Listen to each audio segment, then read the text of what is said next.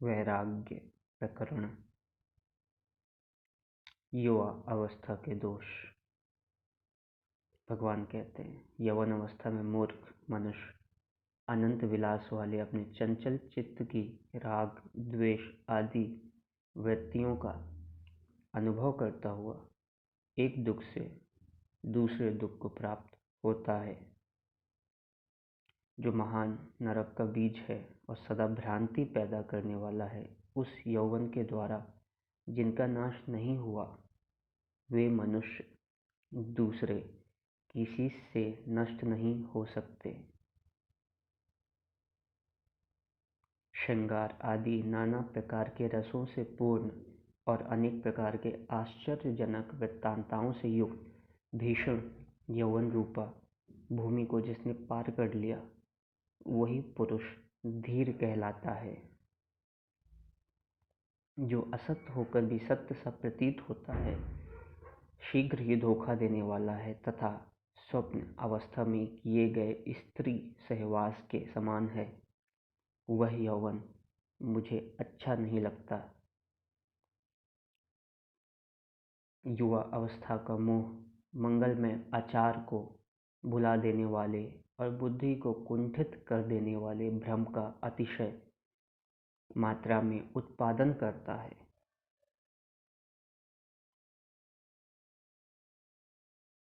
रजोगुण और तमोगुण से पूर्ण यह विषम यौवन रूप आंधी संपूर्ण सद्गुणों की स्थिरता को नष्ट करने में दक्ष है।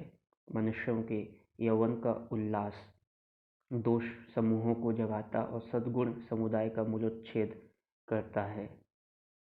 शरीर रूपी उपवन में उत्पन्न हुई यौवन की वेल बड़ी रमणीय है। वह ज्यों ज्यों बढ़ती या ऊंची चढ़ती है, त्यों ही त्यों अपने से सटे हुए मन रूपी भ्रमर को उन्मत्त बना देती है।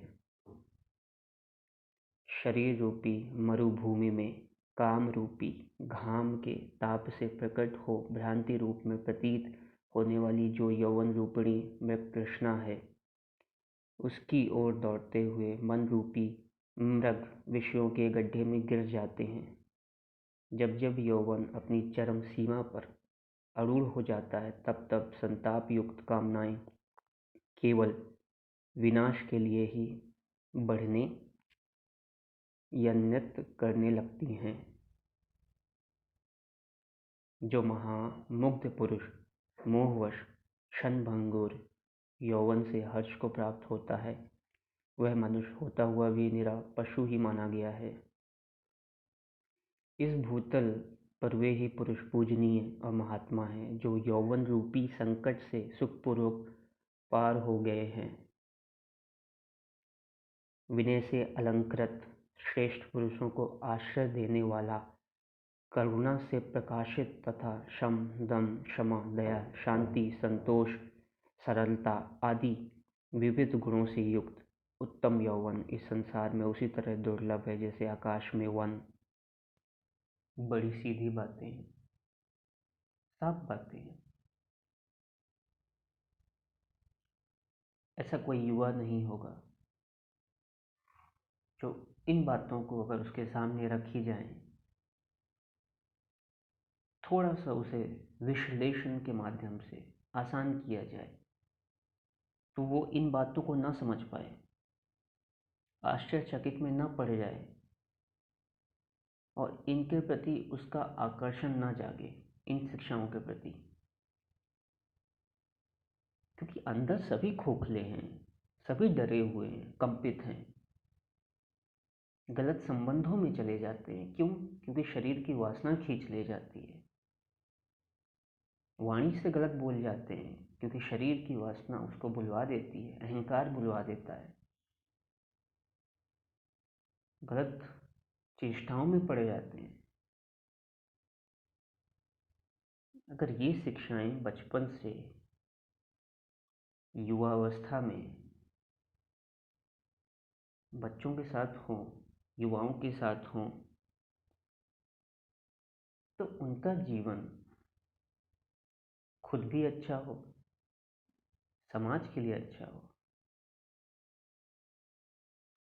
और वो प्रेरणा के स्रोत बने आगे वाली पीढ़ी के लिए, क्योंकि यही युवा जो हैं स्रोत बनेंगे आगे वाली पीढ़ी के लिए। तो ये जैसे हैं उसी तरह आगे वाली पीढ़ी होगी। तो अगर किसी समाज को बेहतर बनाना है, किसी देश को बेहतर बनाना है, पूरे विश्व को बेहतर बनाना है, तो इन शिक्षाओं से ऊपर कुछ है ही नहीं है। और ये हम सब देख रहे हैं, कितनी ऊंची बातें हैं, कितनी महान बातें हैं, जन कल्याण के लिए कितनी बड़ी बातें हैं, लेकिन फिर भी दूर है। बड़ा दुर्भाग्य है।